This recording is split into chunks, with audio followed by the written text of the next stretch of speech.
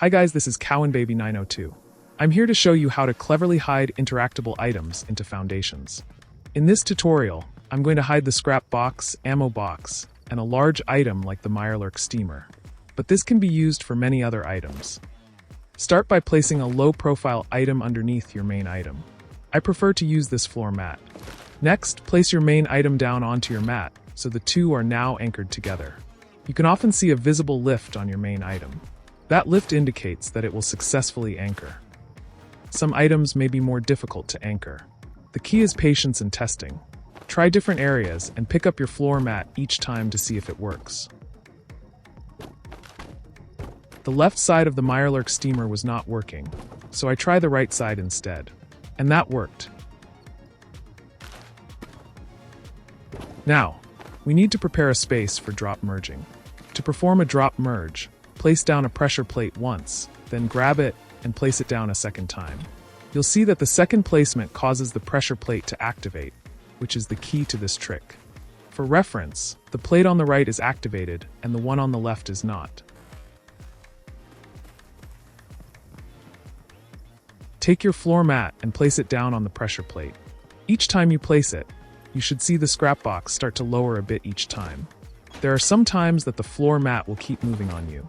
In order to prevent this, place the mat on the conduit at the corner of the pressure plate. This should fix it. Keep dropping the item and use the floor mat as a reference. You want the Scrapbox to be just barely showing above the floor mat. You will see that we cannot place the Scrapbox down yet. In order to bypass this, we will need to replace the floor with the concrete garden tile foundation. I have tested this, and for some reason, it must be the concrete foundation and not the wooden one. The garden tile foundation not only allows you to place down your item, but when you replace it back to your desired floor, it cleverly hides the floor mat. It is possible to completely hide some items like the Scrapbox. In order to do this, go back to your pressure plate and drop merge it more. The Scrapbox handles can be placed inside the wall to make it undetectable. But as you can see, you can still interact with it through the floor. Now, let's do the same trick with the ammo storage box. Unfortunately, some items cannot be completely hidden. The ammo box is one of those items.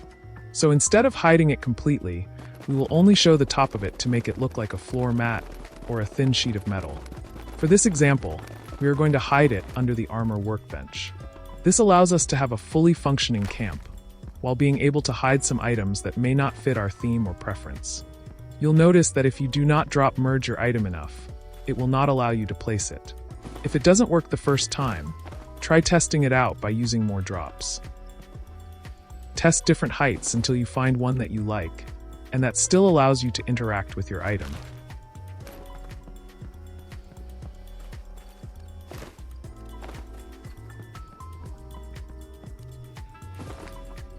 Finally, we can have a low-profile ammo box that doesn't stick out.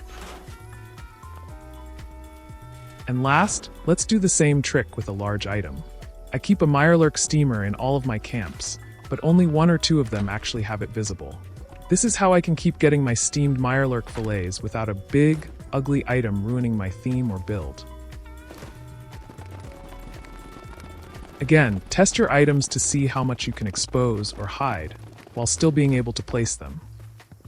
You can use sections of one item to transform it into an entirely new one, just the same way that we turn the ammo box into a floor mat. In this example, I am going to hide the steamer completely. As you can see, I am testing what height will allow me to hide the steamer while still being able to interact with it.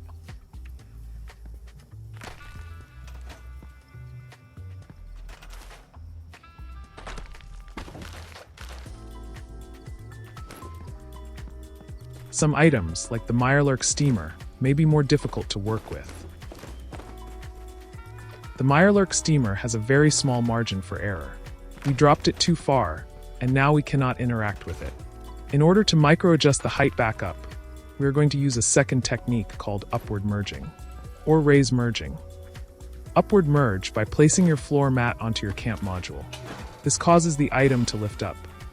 Now we can go back to our pressure plate to drop merge and micro-adjust back down. This is because the upward merge adjusts the height more than the drop merge.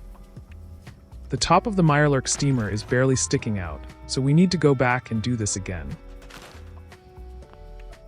Because only micro adjustments are needed, only drop merge once or twice, then test to see if it is where it needs to be. Another fail, but remember, patience is the key. So let's go back and adjust again. Upward merge with the camp module. Then go back to the pressure plate and drop merge a bit.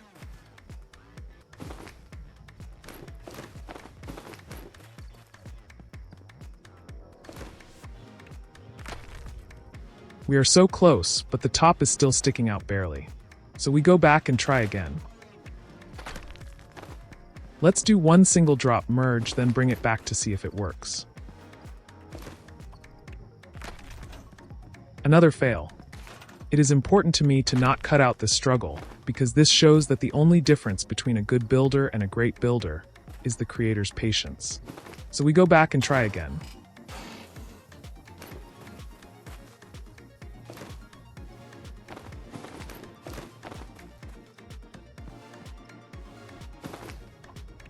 And finally, we come back with a successful attempt. Now I can keep collecting my delicious steamed fillets discreetly. I hope that this tutorial was helpful. And if you want me to keep putting out more content like this, consider liking, subscribing, and even commenting your tutorial requests. If you ever need help, you can also message me on Discord. My username is the same as my YouTube. I'll see you out in the wasteland.